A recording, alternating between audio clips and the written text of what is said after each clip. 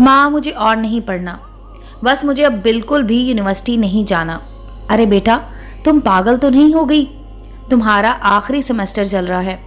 कितनी मुश्किल से तुम्हारे अब्बा ने मेहनत मजदूरी करके तुम्हारे अब तक के अखराजात उठाए, और अब आके तुम जिद पर आ गई कि मुझे अब नहीं पढ़ना। आखिर क्या बात हुई है? कुछ बताओ भी। बस एक ही रट लगा रखी है कि नहीं पढ़ना। मुझे नहीं पढ़ना की वजह भी तो होगी। उस वक्त तुम्हारे अब्बा ने कितनी कोशिश करके तुम्हारा दाखला भिजवाया था। उस वक्त तुम्हारी जिद थी मुझे आगे पढ़ना है, और अब जब आखिरी सेमेस्टर आ पहुंचा तो पढ़ाई छोड़ने लगी हो। और अच्छा खासा तो पढ़ रही थी, आज एकदम क्या हो गया?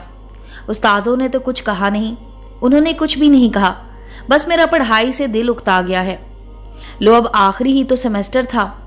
वो रोते हुए बोली, प्लीज़ आप मुझे मजबूर मत करें। आओ बेटा, इत्मीनान से बात करते हैं।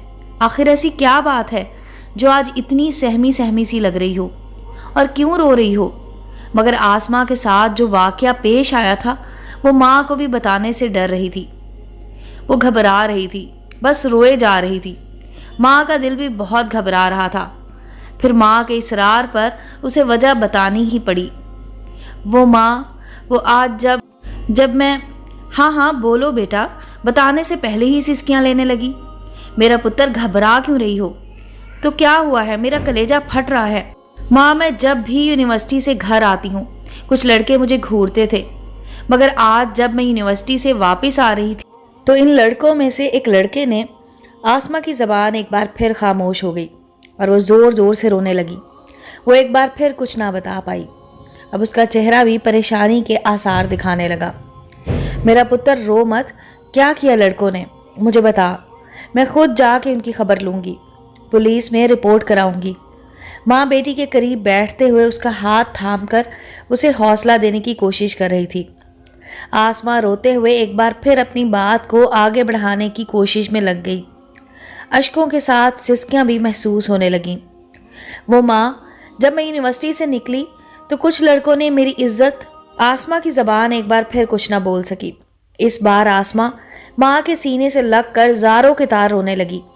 इज्जत अल्फाज सुनते ही सुरैया के चेहरे का भी रंग उड़ गया। वो घबरा कर पूछने लगी, आसमा, क्या किया लड़कों ने? तुम आगे कुछ बोलती क्यों नहीं हो? जो बात है वो बताओ मुझे। तुम्हें कुछ नहीं होगा, घबराओ मत। सुरैया ने एक बार फिर हौसला देने की कोशिश की। आसमा, तुम सारी बात बताओ, क्या कहा आवारा कुत्तों ने? आसमा कुछ ना बोल सकी। सुरैया ने आसमा के दोनों कंधे पकड़कर उसे अपने सामने किया और अपने हाथों की हथेली से उसके आंसू साफ करते हुए मुखातिब किया। आसमा, ये मैं हूँ, तुम्हारी माँ हूँ। तुम्हारे साथ जो हुआ वो बताओ अपनी माँ को। आसमा ने एक बार फिर अपनी शर्मनाक आप बीती बताने के लिए खुद को तैयार किया। माँ, वहाँ वो लड़के। वो डर अभी भी उसके दिल से नहीं जा रहा था। जब मैं यूनिवर्सिटी से घर आ रही थी तो कुछ लड़कों ने मेरी इज्जत पर हाथ डालना चाहा। छेड़ते तो वो मुझे रोजाना थे, मगर मैंने आपको कभी कुछ नहीं बताया कि कहीं कोई बड़ा मसला ना हो जाए। मगर मैंने पहले आपको ना बता के बहुत बड़ी गलती की थी। आज तो माँ हद ही हो गई। एक लड़के ने मेरे सर से ज़बरदस्ती दुपट्टा उतार लिया और एक लड़के ने मेरे जिस्म पर अपने हाथ से चिमटी काटी।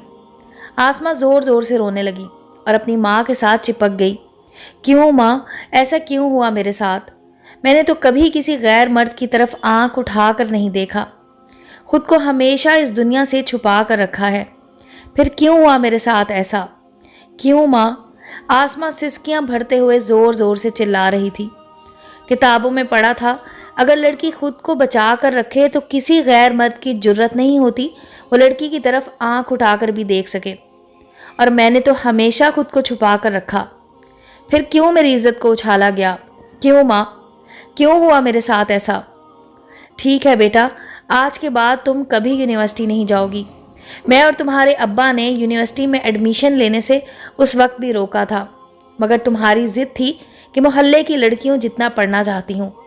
मगर अब जो पढ़ लिया है वो भी बहुत है, और अगर तुम बिल्कुल भी अनपढ़ होती तो भी हम माशरे में जी लेते।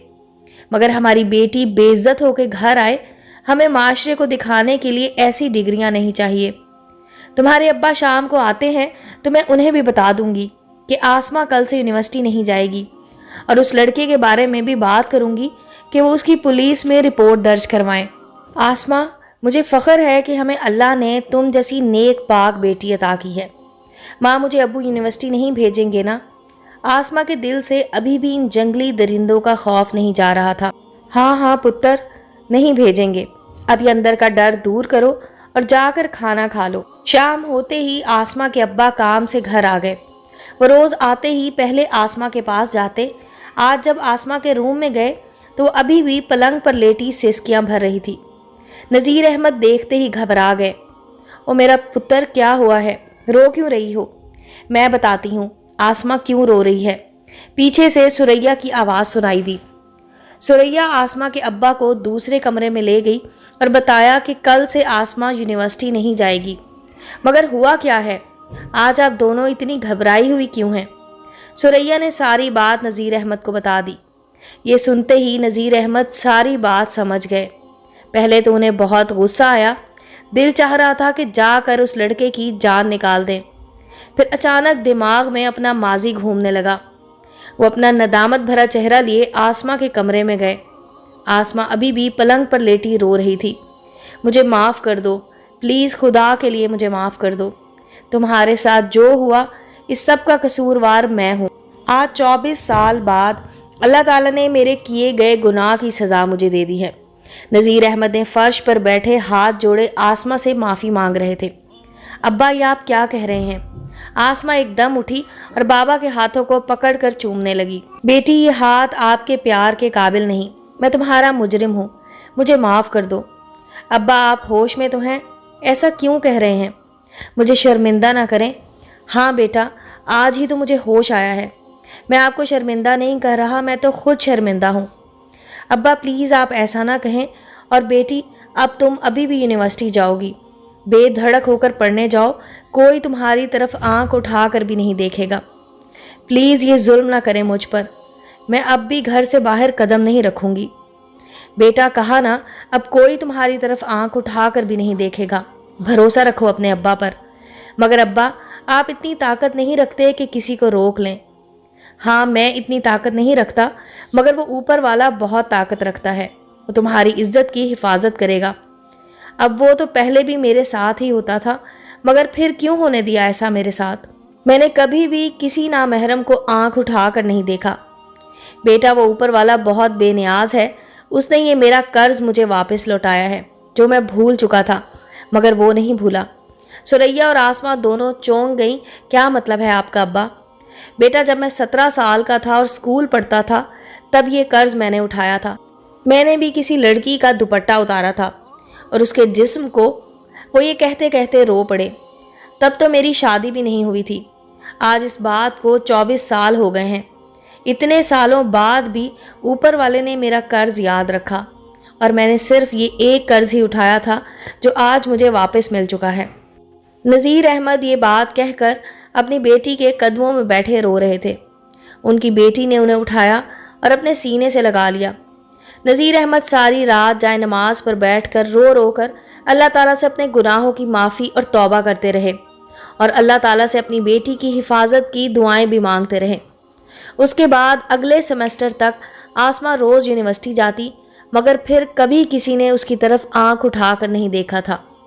یہ تحریر لکھنے کا مقصد آپ سب بہن بھائیوں کو ایک خاموش پیغام دینا تھا۔ آپ کے گھر کی عزت آپ کے اپنے ہاتھ میں ہے۔ اگر آپ اسے بچانا چاہتے ہیں تو کوئی بھی آپ کی عزت نہیں اچھال سکتا، بلکہ اوپر والا خود آپ کی عزتوں کا خیال رکھے گا۔ یہ تحریر پڑھنے کے لیے نہیں، سمجھنے کے لیے ہے۔ امید ہے آپ کو سمجھ آ گئی ہوگی۔ امید ہے دوستو سٹوری اچھی لگی ہوگی۔ چینل کو لائک اور سبسکرائب کریں اور بیل آئیکن کا بٹن دبانا مت بھولیں تاکہ ہر نئے آنے والی سٹوری کا نوٹیفیکیشن آپ کو مل سکے۔ ملتے ہیں اگلی سٹوری کے ساتھ۔